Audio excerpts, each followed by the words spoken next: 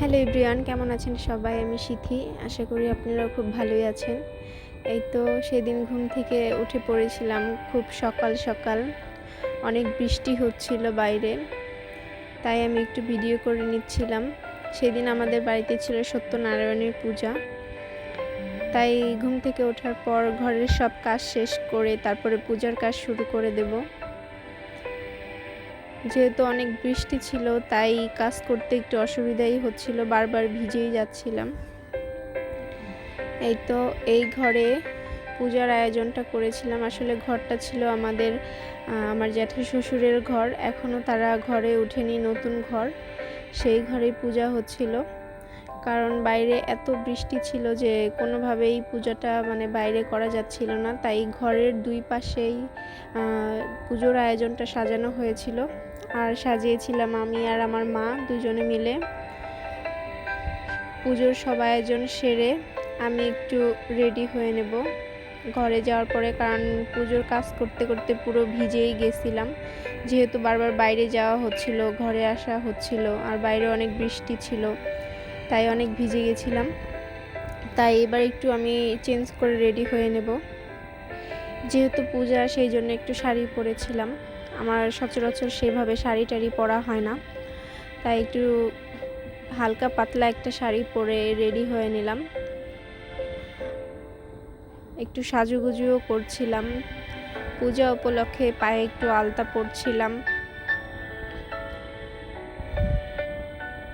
তারপর সাজুগুজু শেষ হলে আমাদের পুরোহিত মশাই ঠাকুর, সেও চলে আসবে পূজা করার জন্য। এই তো চলেও এসেছে আমাদের দাদু।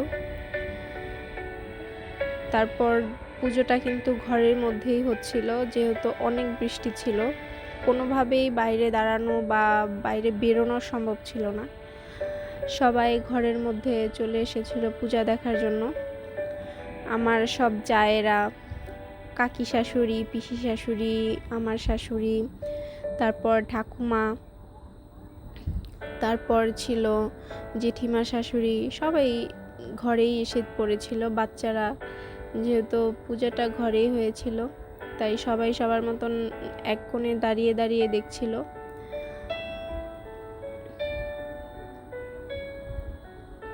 এই তো এই পাশের পুজোটা হচ্ছে, তারপর হচ্ছে ওই পাশের পুজোটা হবে। অনেক বৃষ্টি ছিল, টানা 3 দিন বৃষ্টি থাকার কারণে কোনোভাবেই বাইরে তো বেরোনো সম্ভবই ছিল না। তাও যে কিভাবে পুজোটা হয়েছে সেটা আমরা নিজেরাই জানি আসলে।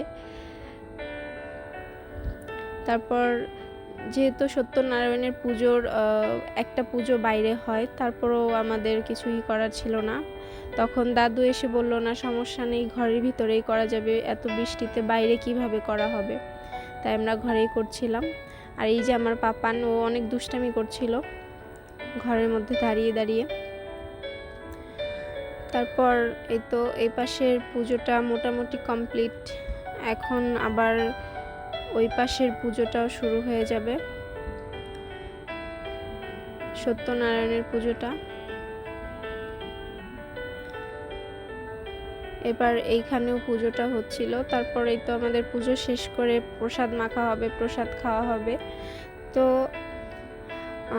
আজকের ভিডিওটা এই পর্যন্তই। আমার ভিডিওটা যদি আপনাদের ভালো লেগে থাকে তাহলে লাইক, কমেন্ট, শেয়ার এবং সাবস্ক্রাইব করে দেবেন। থ্যাংক ইউ সবাইকে।